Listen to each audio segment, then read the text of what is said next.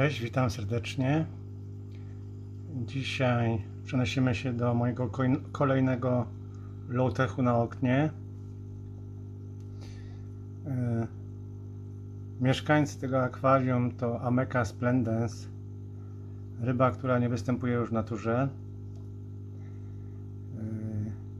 Cieszę się, że mogę się przyczynić do zachowania tych ryb, przynajmniej w akwariach. Akwarium, które widzicie, założyłem około lutego tego roku. Jest to całkowity low-tech. No, jedynie co to jest ten filterek gąbkowy, jeżeli chodzi o technikę. Całkowicie naturalne światło. W zasadzie jest tu tylko mech, mieszanka jakichś mchów, przerośnięta nieco glonem. Przepraszam za niewyczyszczone szybkie, ale to ze względu na ryby, które tutaj mieszkają. Staram się tutaj w ogóle ładnie wsadzać, aby ich nie straszyć. Pomimo tego, że owszem, glonki występują na obrzeżach kępy, środek kępy mchu nie jest kolonizowany przez glony, tak więc low-tech uważam za udany. Roślina, którą tutaj widzicie, to Potamogeton Guy. Tą roślinę można hodować nawet w oczku wodnym, ponieważ jest w stanie przetrzymać mrozy.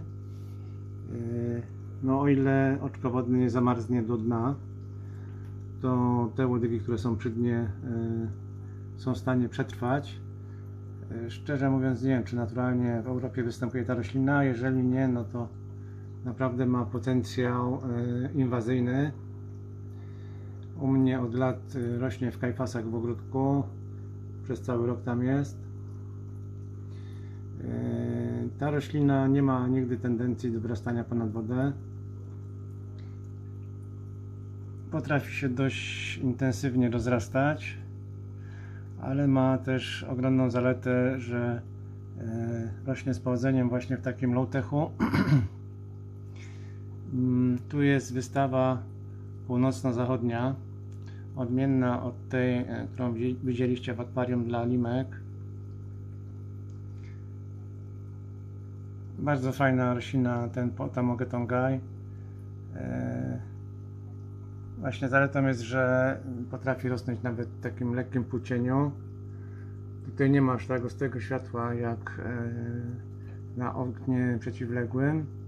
Owszem, światło pojawia się tutaj po południu, takie bardziej intensywne, ale do godziny 15 właśnie jest tak jak teraz. Jak widać, całkiem dobrze sobie ten low-tech radzi. Tutaj zrezygnowałem z jakiejś grubszej warstwy podłoża, głównie ze względu na ryby, żeby łatwo było mi czyścić i żeby się nic nie gromadziło. Posiadanie takich ryb to jednak dla mnie duża odpowiedzialność. Te młode ryby podchodzą od moich dwóch dorosłych ryb. Niestety tuż po transporcie samica poroniła młode, dwójka przeżyła, to te tutaj. Trójka niestety, dwa były martwe, leżały na dnie, jedno młode było pokryte jakby takim kokonem.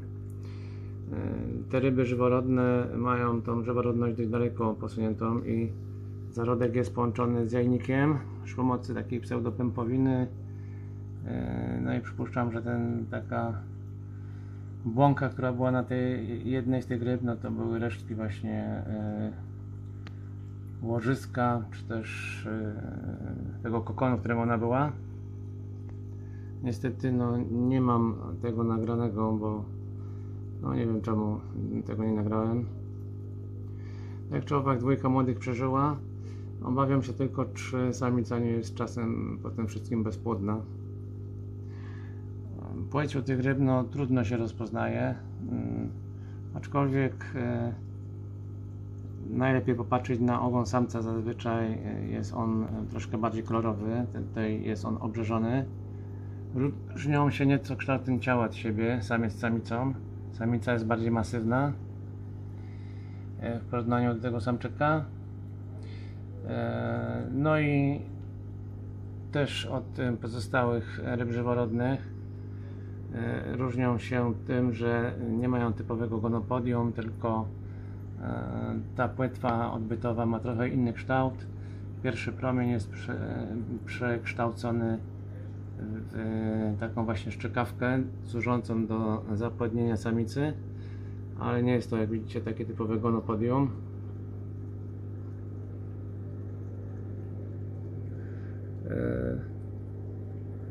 Polecam po raz kolejny Low-Tech na oknie.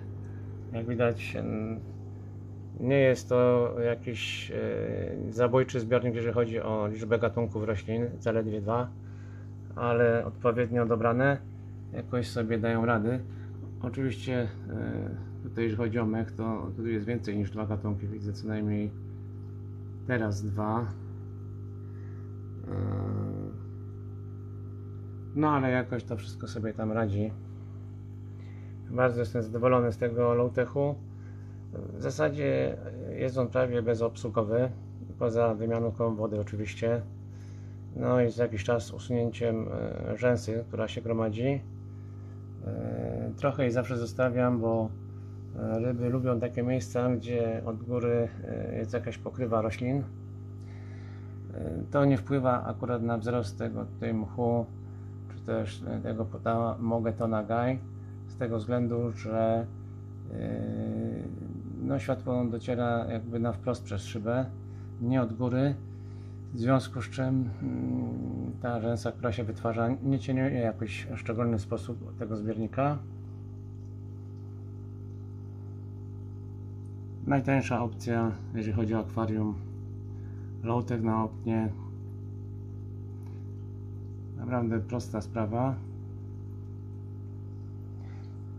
Nie zawsze się udaje oczywiście taki Low-Tech, bo często dochodzi do zglonienia. No i tak jak wspomniałem w wcześniejszym filmie dotyczącym właśnie takiego zbiornika na oknie, czyli akwarium dla limek. Nie pamiętam teraz, który to był odcinek teraz z przeglądu. To w opisie filmu dam link. Naprawdę bardzo jestem zadowolony. No i wniosek taki też, że no, to minimum, jeżeli chodzi o objętość takiego Low-Techu na oknie, to jest chyba 60 litrów, bo przynajmniej te 2 Low-Techy najlepiej sobie radzą, jeżeli chodzi o równowagę, no i ilość glonów. No to za czym one gonią, to jest plankton z moich kejfasów. Obecnie jest dość dużo larw komarów. No, zrobiło się ciepło i nagle multum tego się zaczyna wylęgać w kejfasach. Plus oczywiście rozwielitki. No, mam nadzieję, że tych amek przybędzie. Z czasem chciałbym je przenieść do większego oczywiście akwarium, ale póki co dla 4 rybek ta 60 wystarczy.